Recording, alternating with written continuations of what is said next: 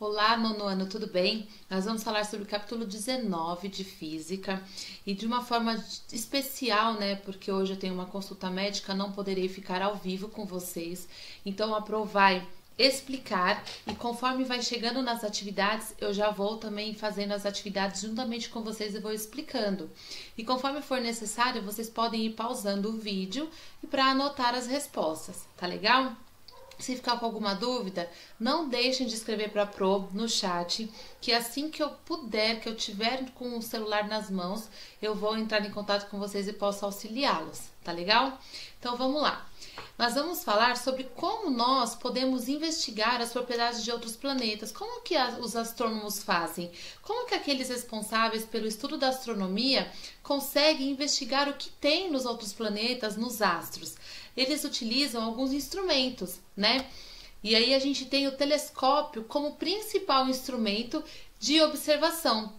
Ele amplia, ele aumenta o brilho aparente dos objetos aí no espaço e permite alguns tipos de análise por meio do quê? Da utilização de lentes e espelhos. Então a gente sabe que o telescópio ele vai sendo melhorado com o passar do tempo até chegar aos dias atuais. E eles vão, tem vários tipos de telescópios que eles vão recebendo a sua classificação de acordo com a sua estrutura, de acordo com a sua composição.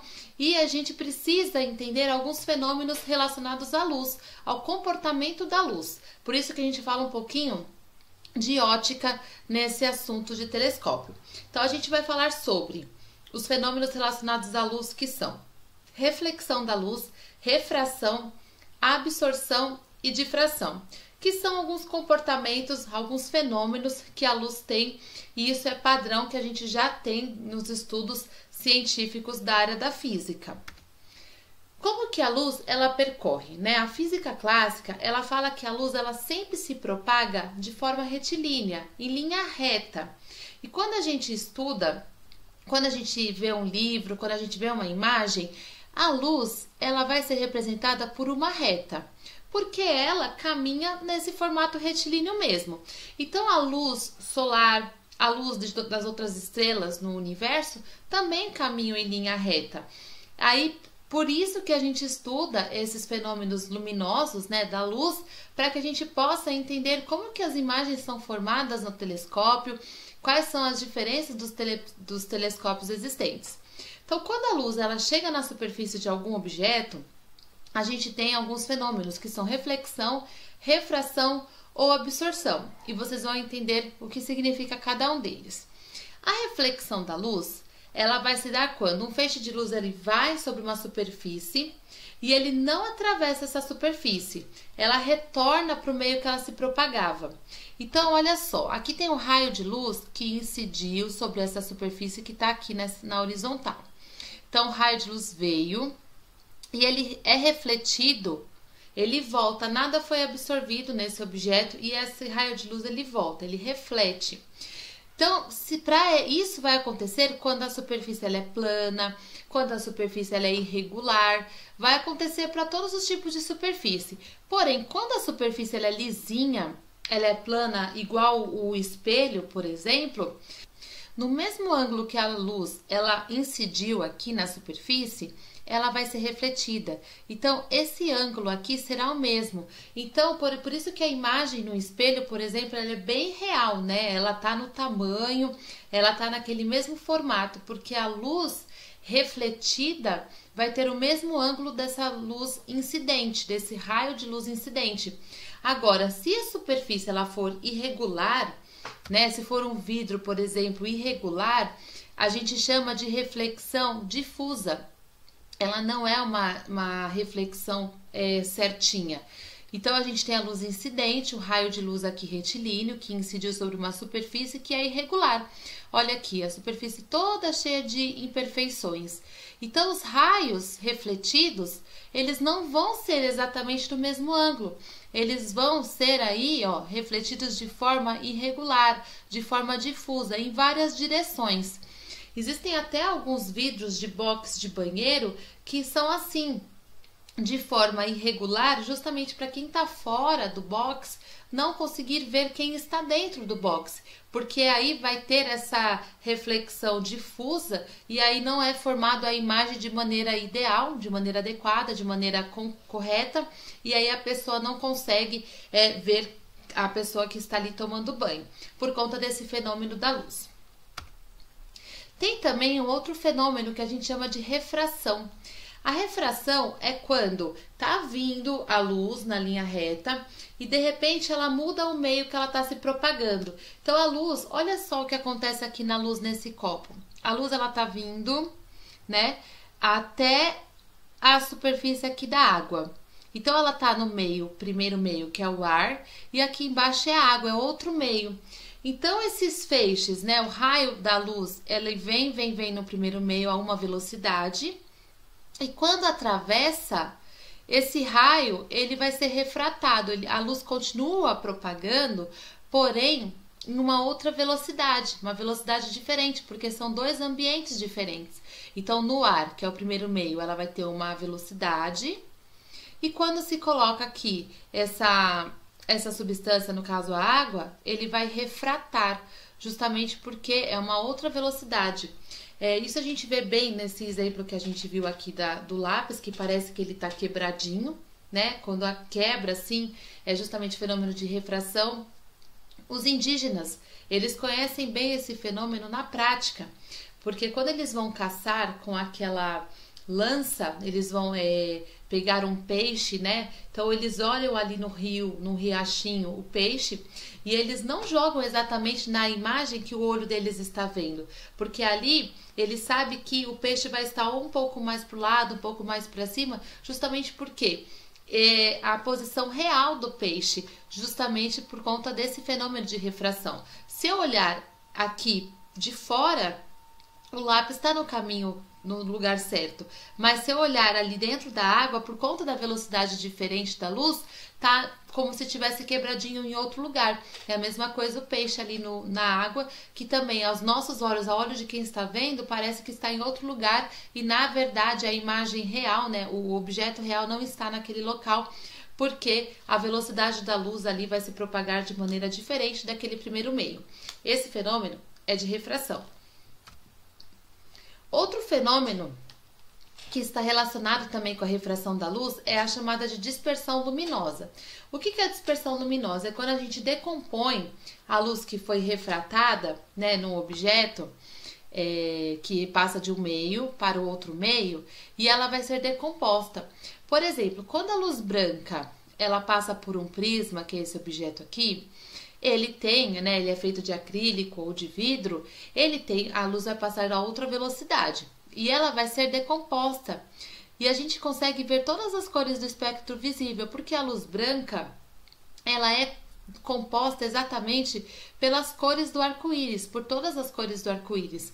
Então a gente consegue ver a decomposição dessa luz branca em todas as cores que a compõem. Então a gente vê aqui o feixe que incidiu, aqui ela estava a uma velocidade, então a gente via a luz branca. Depois ela é decomposta, isso a gente chama de dispersão luminosa, quando a gente consegue ver todas as cores que compõem a luz branca passando de um meio para o outro, que é também o fenômeno de refração. Já o outro fenômeno que a gente estuda na ótica para entender a questão das lunetas é a questão da absorção. E quando a gente entende a questão da absorção da luz, a gente também compreende a cor dos objetos. Quando a luz ela vai incidir em algum material, esse material ele pode absorver algumas das cores, né, alguma energia nesse caso, e vai refletir alguma cor ou nenhuma cor. De maneira geral, né, os objetos que são mais escuros, eles absorvem mais luz do que os claros, que não são bons de absorver, mas eles refletem. Olha só para que vocês entendam o que nós estamos falando, né? A luz ela vai incidir aqui num objeto e esse objeto ele pode absorver, né, uma quantidade dessa energia. Então a absorção da luz ela vai acontecer quando o material ele absorve e converte essa luz em uma forma de energia, por exemplo, a energia térmica. Em dias quentes, a gente prefere usar roupas mais claras, né? Por quê? Porque as roupas mais claras, elas não absorvem tanta luz, tanta energia térmica, inclusive. Em dias frios, em locais muito gelados, a gente acaba usando roupas mais escuras e essas roupas elas acabam absorvendo maior quantidade de energia, maior quantidade de luz. É só para que a gente entenda que a luz ela é um tipo de onda eletromagnética, né? Que a gente vai ver daqui a pouquinho. E ela também vai fazer com que ela seja absorvida nesse fenômeno de absorção na forma de calor, de energia térmica. Então, quando a gente vê um objeto vermelho, olha só, uma camiseta vermelha. Por que ela é vermelha? Vem a luz branca, a luz aqui do ambiente, na camiseta vermelha. Essa camiseta vermelha, ela vai absorver todas as cores do arco-íris, exceto a vermelha. Então, ela reflete a luz, né, vermelha, a cor vermelha. Então, a gente consegue ver a cor vermelha. Quando a pessoa tá com uma camiseta preta, né, a luz branca, ela tem todas as cores, né, do arco-íris que a gente já viu. Aí, a luz branca vai iluminar essa pessoa que está com uma camiseta preta. O preto absorve todas as cores, não reflete nenhuma. Por isso que a gente fala que o preto ele é a ausência de cor, tá? É preto. Agora, a camisa branca, na luz branca, uma camiseta branca, um objeto branco, um quadro branco, na luz branca, o branco ele não absorve nenhuma cor, ele reflete todas as cores. Por isso que no calor, né, a gente usa as roupas mais claras, mais brancas, porque não vai ter absorção de calor. É por esse motivo também, as pessoas que moram no deserto, as casas, elas são todas pintadas de branco por fora também. O telhado é branco. Por quê?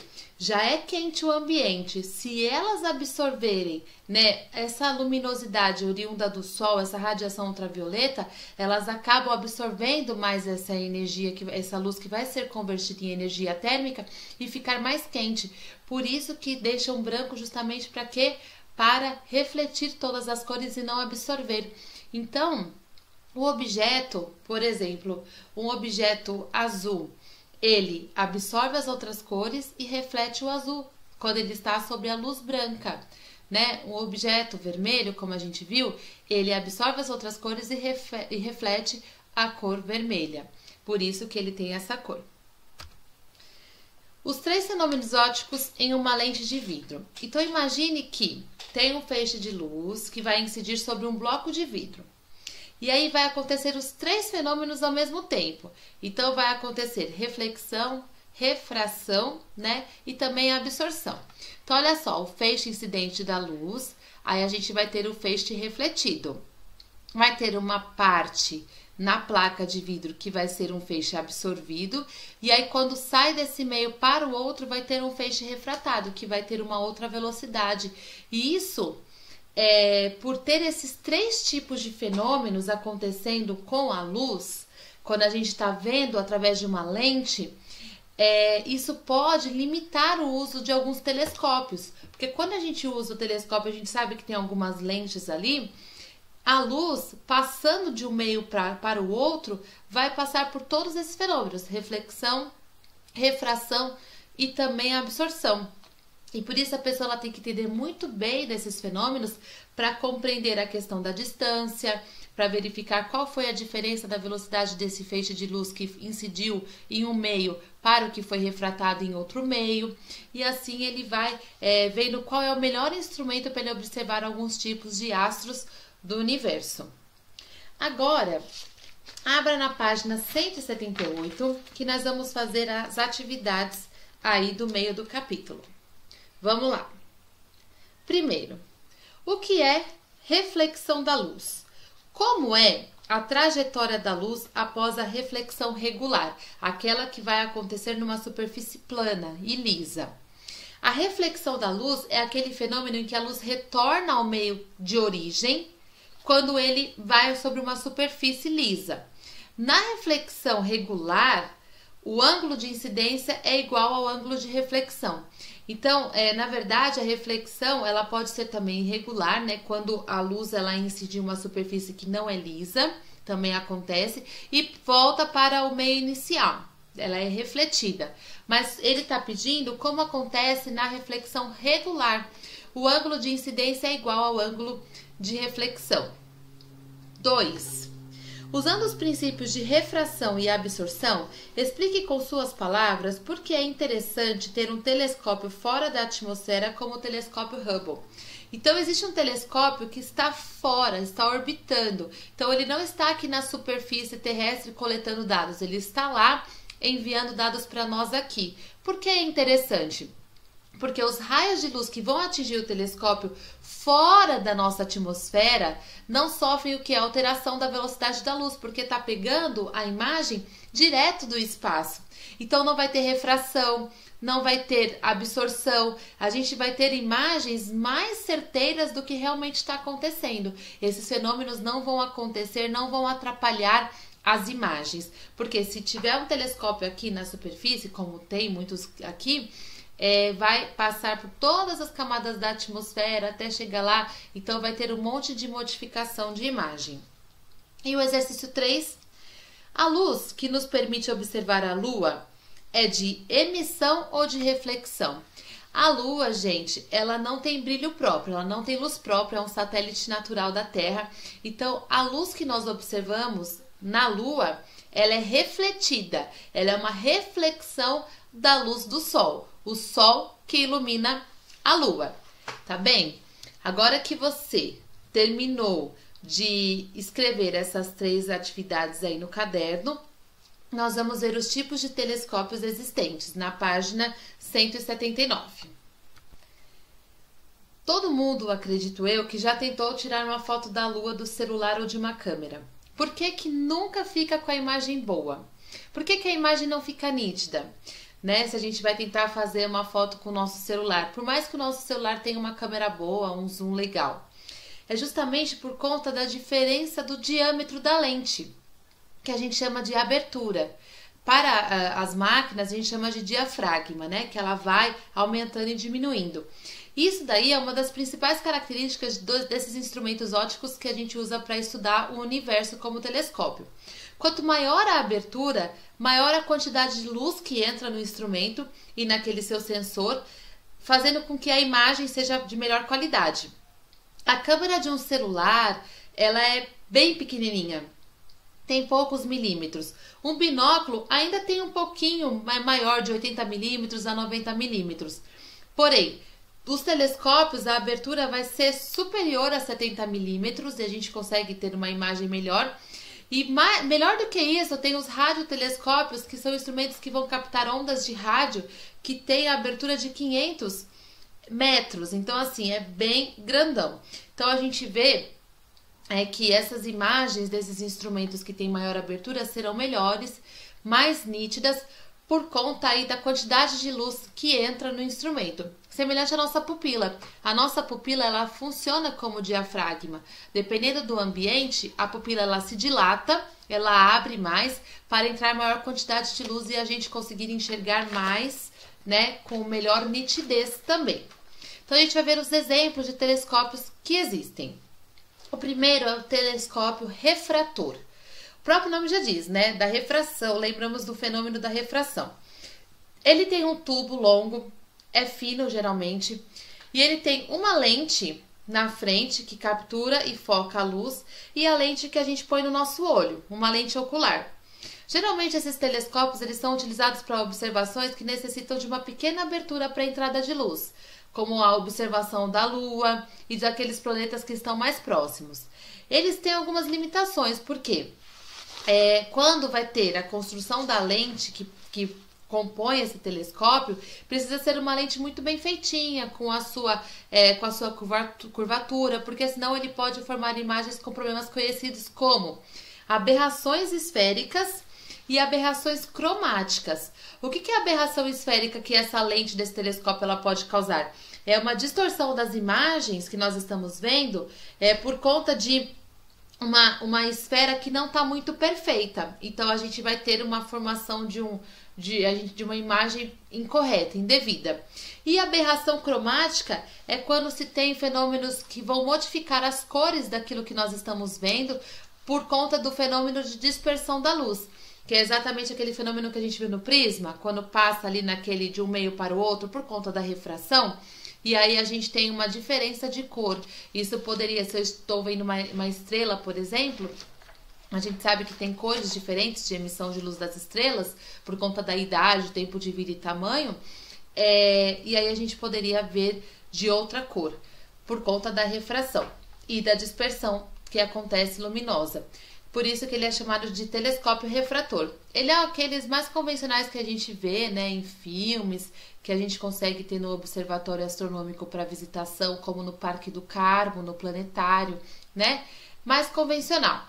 Mas tem um outro tipo de telescópio, que ele é chamado de telescópio refletor.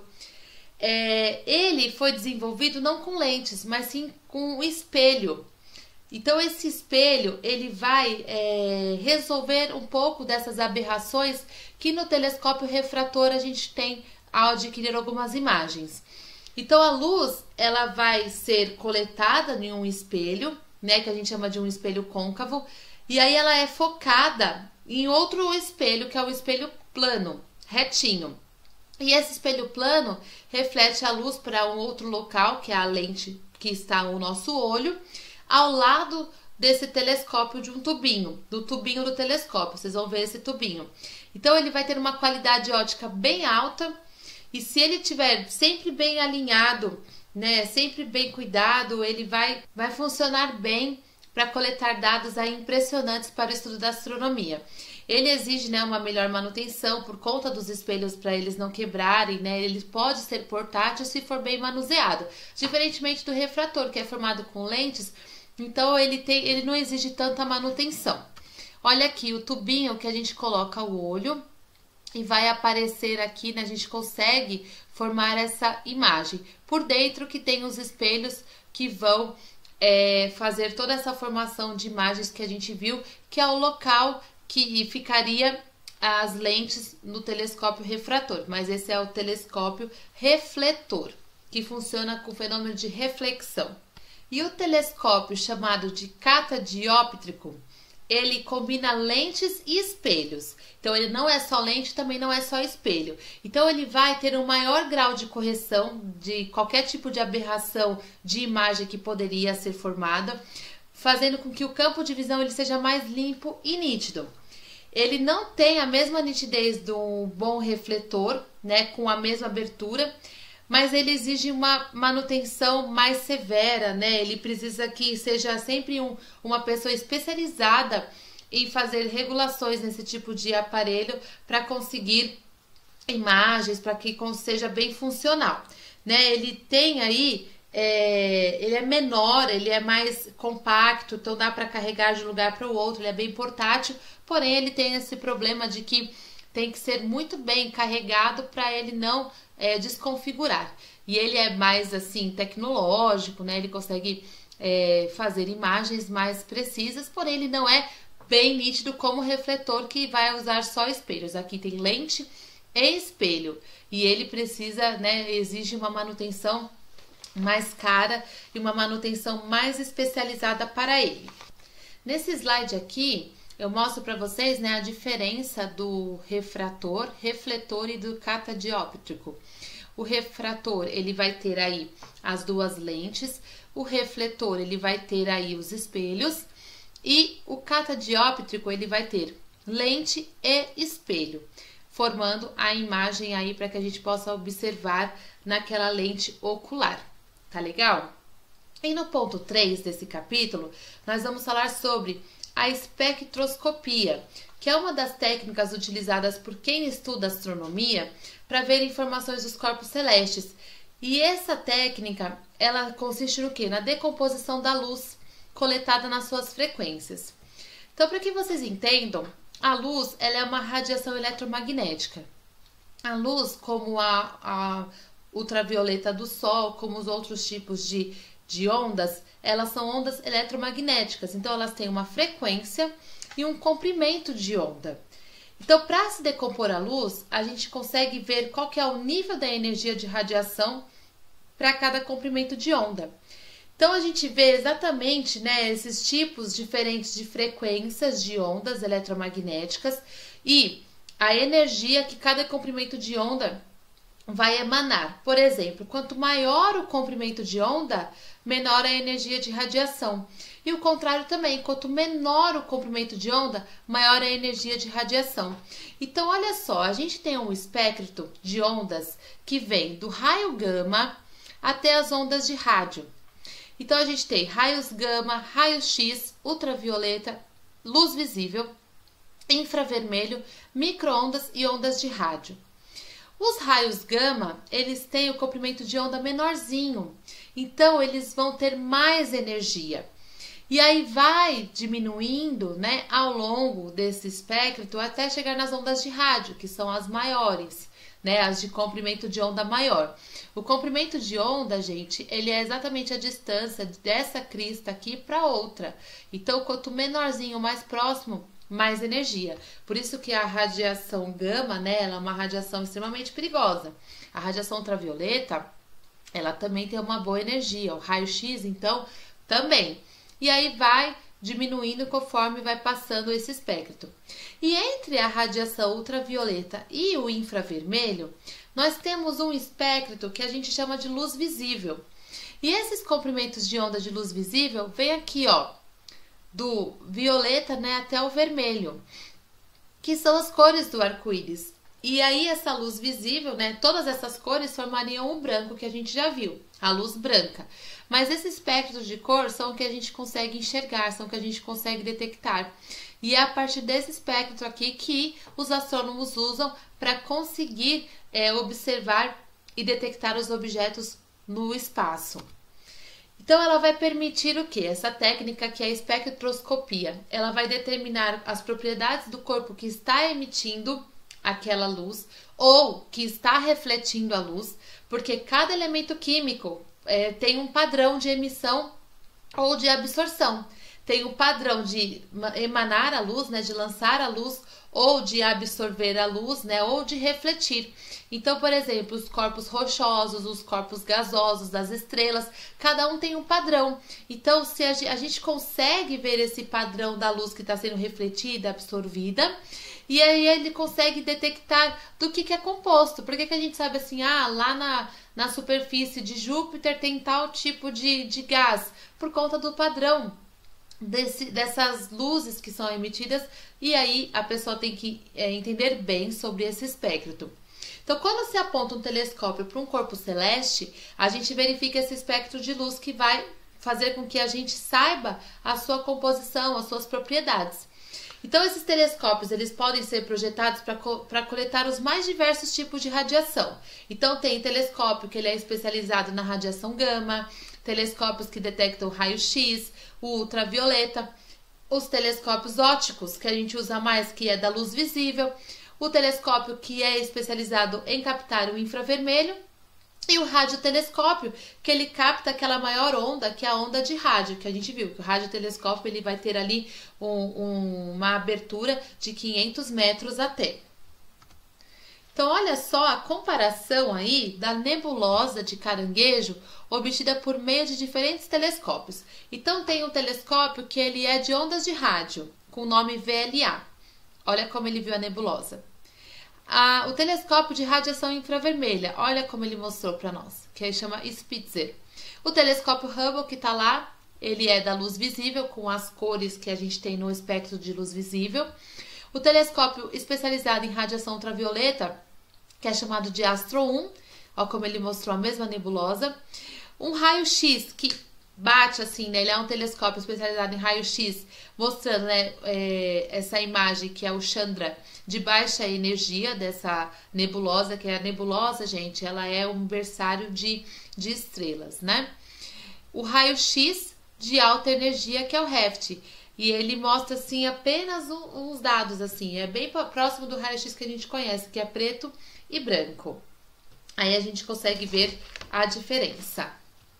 Espero que vocês tenham entendido, tá? Ainda assim, se ficou com alguma dúvida relacionada a esse conteúdo, não esqueça de escrever para mim, tá bom? Eu vou partir então para as atividades finais da página 182, começando com o exercício 4. Observe a imagem abaixo e descreva o fenômeno óptico relacionado. Então, a gente está vendo a luz branca sendo decomposta nas cores da luz visível do espectro visível. É a decomposição da luz. 5. Na foto, podemos observar a imagem do céu sobre o lago. Entretanto, essa imagem apresenta uma falha na nitidez, se comparada às nuvens do céu. Qual fenômeno óptico explica isso? É a reflexão difusa ou irregular da luz, porque como a água do lago ela está em movimento, a reflexão ela é irregular e gera essa falta de nitidez na imagem. O exercício 6. Em relação aos fenômenos ópticos, qual a diferença entre a luz revelada pelo Sol e pela Lua? A luz do Sol ela é uma luz própria, porque o Sol ele é um astro luminoso, né? Agora a Lua ela é o reflexo da luz solar, ela é um astro iluminado, não tem luz própria. 7. Instrumentos ópticos, como máquinas fotográficas, telescópios e microscópios, apresentam uma característica chamada abertura de lente. O que é a abertura da lente de um instrumento óptico? Corresponde ao diâmetro da lente pelo qual ocorre a entrada de luz. Quanto maior a abertura, maior a entrada de luz e melhor a nitidez da imagem. 8. Com base na questão anterior, relacione a importância da abertura em um telescópio com a luminosidade dos corpos celestes observados. Quanto maior a abertura da lente, maior a captação de luz do instrumento. Então, a gente consegue ver objetos extremamente distantes e com pouca iluminação. Exercício 9. Em um telescópio óptico refletor, a sua abertura delimita a capacidade de capturar imagens. Discuta por que esse fator não é o único que importa para o bom funcionamento de um telescópio. Então, para se ter uma abertura grande, são necessários o quê? Espelhos maiores, o que vai tornar esses telescópios mais frágeis e mais difíceis de transportar de um lugar para o outro. Exercício 10. Quais são os tipos de telescópios que podemos encontrar de acordo com a faixa de luz observada? Então, tem o telescópio de raio gama, telescópios de raio-x, telescópio ultravioleta, telescópio óptico, que é aquele da luz visível, o telescópio de infravermelho e os radiotelescópios, que vê ondas de rádio. Exercício 11. Assinale a alternativa abaixo, que corresponde ao telescópio mais popular e que pode ser encontrado facilmente para uso amador. Esse daí é o telescópio óptico, que a gente vai usar para luz visível. 12. Por que quando tiramos com o celular uma foto da Lua, ela não fica tão nítida quanto as fotos tiradas pelo telescópio óptico? Porque a lente do telescópio óptico tem uma abertura muito maior, facilitando a passagem da luz e, consequentemente, uma maior quantidade de informações para a formação da imagem. Exercício 13. Explique o que é o espectro eletromagnético. Qual é a parte do espectro que o ser humano enxerga? O espectro eletromagnético é a dispersão da radiação eletromagnética em várias frequências e comprimentos de onda. O que nós conseguimos enxergar é o espectro de luz visível. 14. O que é espectroscopia? É a técnica que estuda os espectros dos elementos químicos através das frequências e comprimentos de onda. 15. Observe a seguinte afirmação. O Sol é composto basicamente por hélio e hidrogênio. Entretanto, é possível encontrar elementos como ferro, silício, oxigênio, entre outros. Como é possível saber que o Sol é composto por esses elementos se o ser humano nunca pisou no Sol? Por meio do quê? Da análise espectroscópica. Então, a gente sabe a composição de qualquer corpo celeste observando a frequência aí da radiação eletromagnética. 16. Quais as informações obtidas por um telescópio no qual está acoplado um equipamento espectroscópico? O registro desses espectros de determinados elementos químicos e também o espectro de absorção de uma estrela, né? Quais são os elementos químicos que compõem esse astro, quais são quanto que absorve de luz também nessa estrela. 17. Assinale a alternativa incorreta. A alternativa C fala assim: o telescópio refrator é o melhor telescópio existente e não apresenta nenhum tipo de aberração. Ele não é o melhor e ele apresenta aberrações por conta das suas lentes. 18. Os telescópios ópticos são os mais populares entre os astrônomos amadores. Quais são os tipos de telescópios ópticos? Tem o refletor, o refrator e o catadióptrico, que a gente viu esses três.